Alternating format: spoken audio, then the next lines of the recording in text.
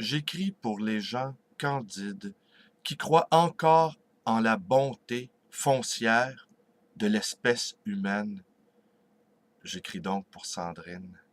Cette espèce espiègle, inventive, chétive, courageuse, jetée dans le cosmos, fragilisée par sa conscience d'exister au milieu d'un monde qui est un mystère pour elle.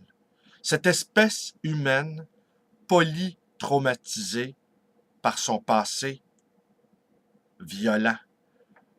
Bonjour, bienvenue dans ma bibliothèque. Nous sommes à Montréal le 9 juin 2013 et mon nom est Bruno Lalonde. Alors un petit mot d'explication sur cette citation mienne qui ouvre cette vidéo dont le thème est consacré au choix des mots, les mots qui ne sont pas innocents, les mots que nous utilisons peuvent revenir nous hanter.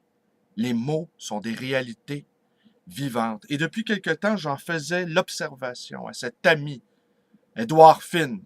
Donc, je vous invite à aller regarder les vidéos qu'il consacre au bouddhisme. Ici, Édouard a pris exemple sur moi et il est bon de prendre exemple les uns sur les autres, n'est-ce pas? Vous aussi, vous m'apprenez un tas de choses. D'ailleurs, je me demande parfois si je n'ai pas ouvert ma librairie pour rester toujours à l'école. Mes clients, en fait, qui bien souvent ne sont plus des clients mais des amis, m'informent, me renseignent, me donnent des tuyaux de lecture. Alors donc, Édouard Finn fait des vidéos sur le bouddhisme. Et c'est un assez curieux personnage, Édouard.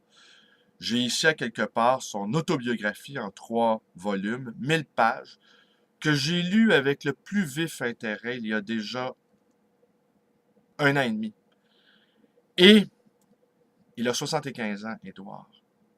Et même s'il est bouddhiste, il passe son temps à visiter, il est d'origine belge, il passe son temps à visiter les églises en Italie pour aller voir les peintres, pour aller admirer les peintres de la Renaissance italienne, dont il est un amateur, un amoureux éperdu.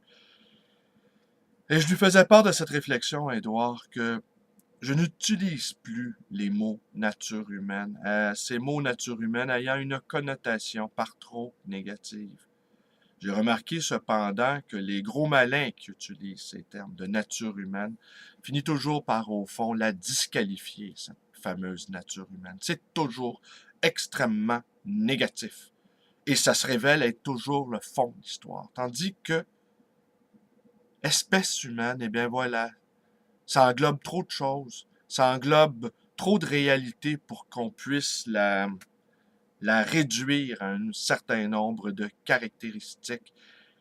Et ne me dites pas que ne vous êtes pas émerveillé par cette ingéniosité, cette intelligence prodigieuse dont fait preuve la nature humaine, à tous les points de vue.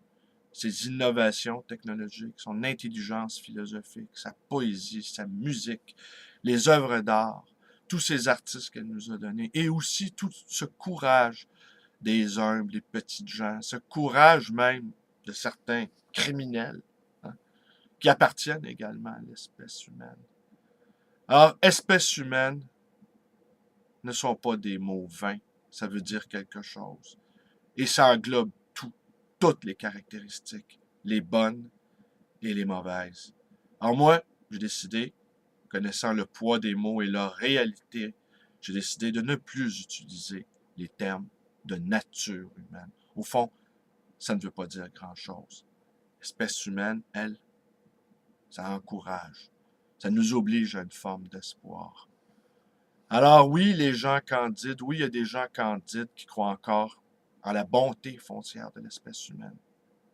Mais c'est les gens candides qui maintiennent ce monde en l'état.